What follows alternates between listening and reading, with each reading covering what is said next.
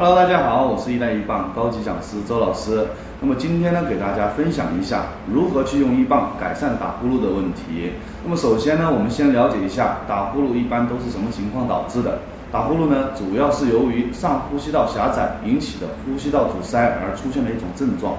打呼噜的原因呢有很多种，比如说鼻炎、咽炎、舌体肥大、软腭下垂、扁桃体肥大等等。还有就是遗传因素，比如说先天性的发育异常、家族的遗传，比如说爸妈打呼噜，子女就有一半的以上的几率可以发生打呼噜。还有就是呢，有吸烟、喝酒等习惯的，也容易造成打呼噜的情况。吸烟可引起上呼吸道的炎症水肿，引起气道狭窄，造成打鼾。喝酒之后呢，会导致呼吸道瘫陷，加重我们的一个鼾症。其实鼾症呢是一种对身体影响很大的疾病，会对全身各个器官造成影响，像高血压、糖尿病等等疾病都和打鼾有密切的关系。国内有睡眠调查显示，45%以上的人呢有打鼾等睡眠障碍，严重的影响到了他们的生活质量和工作效率，容易并发心脑血管疾病，严重的呢甚至发生夜间猝死。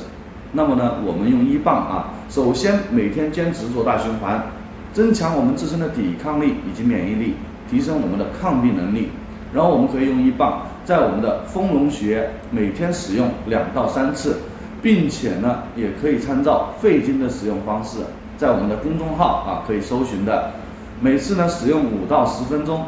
可以在睡眠前泡澡10分钟进行使用一棒，这样更可以有效的去改善打呼噜的情况。那么对于打呼噜严重的患者，建议增强体育锻炼，避免烟酒嗜好。打鼾严重者，床垫不应太软，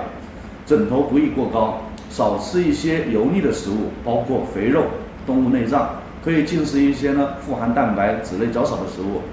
像鱼、瘦肉等等，多吃一些富含维生素、纤维素的新鲜蔬菜水果。好了，那我们今天的分享就到这里了，大家可以关注呢我们的一带一棒的微信公众号，里面有更多的健康知识以及教学视频分享。